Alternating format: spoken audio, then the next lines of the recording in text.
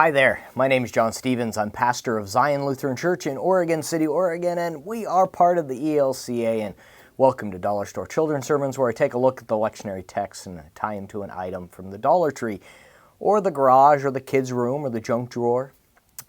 We at Zion are hybrid, doing worship hybrid, online, streaming, live streaming, and in the sanctuary, wearing masks. So as we continue to walk through this pandemic and we look and notice our neighbors and we taking care of all of those around us. So I am glad you are here. This is for the 20th Sunday after Pentecost.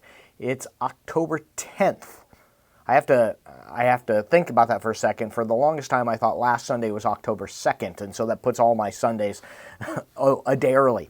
Anyway, October 10th, and we are looking at the second reading out of Hebrews, primarily with a little bit of the gospel lesson. And out of the gospel lesson, that are things like when the disciples ask, well, who then can be saved? And Jesus says, if it's up to you, if it's up to humans, it's impossible, but with God, nothing is impossible. And then in Hebrews, there is so much imagery in this text, and it has one of my favorite scripture passages because it mentions grace. I love grace. If you haven't noticed by now, if you've been traveling with me for a while in the Dollar Store Children's Sermon, I tend to mention grace every now and then. And the text, verse 16, let us therefore approach the throne of grace with boldness. So, the item that I'm using from the Dollar Tree or the junk drawer, the kids' room, or anything like that is something that you can recommend with boldness, with certainty. It's the best thing that you've ever had. And so I always think about when a friend of mine and I, during seminary, when we would go to Costco and we would try a Costco sample, and if it was good, people gathered around us. I mean, not that they gathered around. They weren't gathered around us. They happened to be standing near us, let me say that. And if we tried something and it was we probably sold some of these things without even knowing it, because if it was good, it was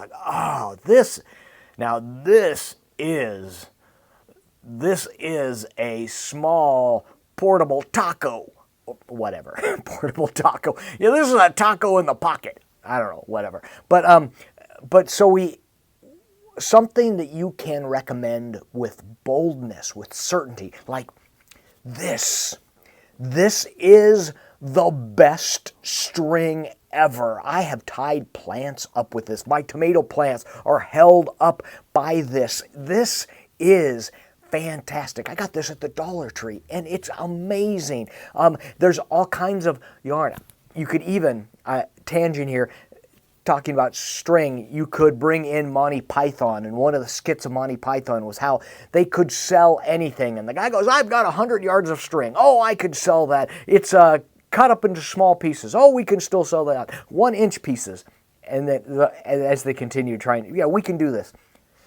With God's grace, we've got the throne of grace that we can approach with boldness because of what Jesus Christ did for you and me, and for what Jesus Christ did for the world, what God through Christ did for the world in love and grace. And so we can approach with boldness, not timidity, if I'm saying that right. I think so. We don't have to tiptoe. We don't have to walk through eggshells. We get to approach the throne of grace with boldness.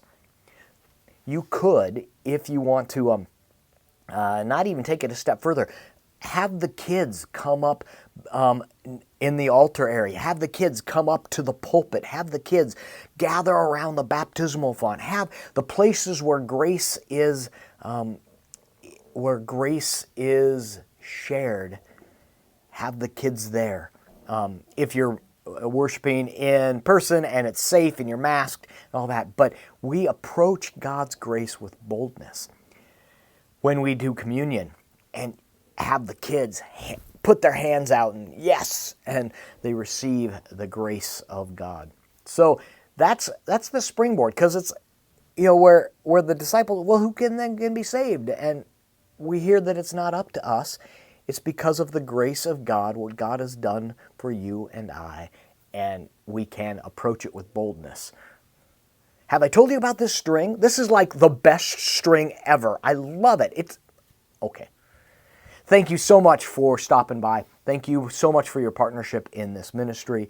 I'm keeping you in prayer, and your people, whether they tell you or not, they appreciate what you are doing. And may you, I pray that you get told that. And so I'm telling you that. And may God's blessings be upon you. May God's peace be upon you. May God's face shine on you with grace, with grace and with love. So my brain went about 400 different places right there. That's what happens when the tracks cross. All right, peace, and we will see you next week.